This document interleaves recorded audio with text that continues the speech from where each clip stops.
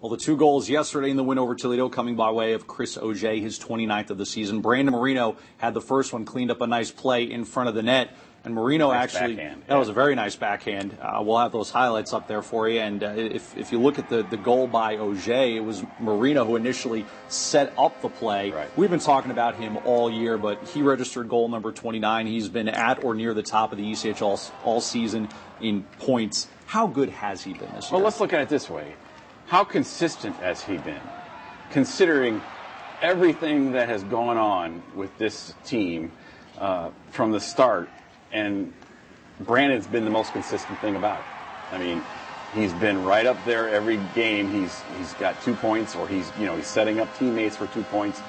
He has been the most consistent thing from day one. Looking ahead to this week now, as we said off the top of the show, real easy for the Comets. Just keep winning. 2 games remain. Both are at home, Evansville and Toledo. 2 teams on paper that the Comets should beat, but as you mentioned earlier, they've struggled against those teams, right, particularly at home. How do things shape up? Well, you're going to face Toivonen again, and he can win a game all by himself just about.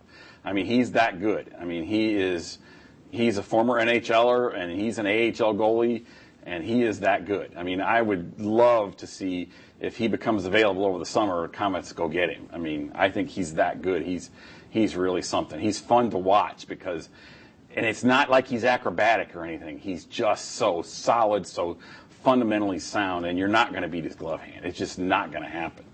So, and in Evansville, they're out of it now, so how much are they going to want to play? It'll be interesting to see.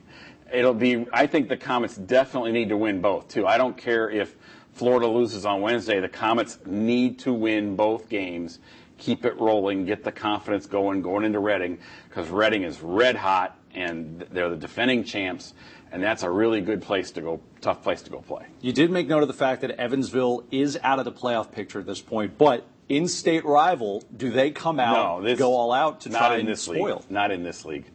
In this league, they've got probably 3/4 of a new roster, and those kids don't know what rivalry or like, why is there a rivalry? I would have expected to see that on Sunday with Toledo after they'd played so often of late, and there wasn't really much of anything. I just don't think that's going to happen in this league anymore. So then the obvious question, do the Comets lock up that 8th and final playoff spot? Oh, yeah, I think they will. Yeah, I really do. I just think they will. I think because of the things that they are doing better now, they are limiting the opponent's shots. They're playing pretty good team defense, and the goaltenders are both feeling pretty good right now. If you look at it, I think they've held 3 or 4 of the last 8 opponents under 20 shots, or right around 20 shots. That's pretty good. That means they're stepping it up defensively as a team and doing a good job. They've also scored some power play goals of late, which is a huge thing for them. They're starting to put some things together. I'm going to be a little hypocritical now and break my own rule, jumping ahead, looking to what seems to be a pretty secure playoff picture right now for the Comets. If there's one thing you really feel like they need to continue to do in the postseason that they've been doing as of late, what would that be? I think it would be keep the opponent's shots down. They do a really good job of forcing the opponents outside and not letting them cut inside. The defense is doing a much better job at that. And just keep the penalty kill going. I mean, that's the critical thing in the playoffs, and they've done a pretty good job of that all year. It's been really amazing. All right, Blake Sebring, you can read his work all week long in the News Sentinel. Of course, read his excellent blog, Tailing the Comets, on newssentinel.com. Thanks so much for tuning in. We'll see you next week on Inside the Zone.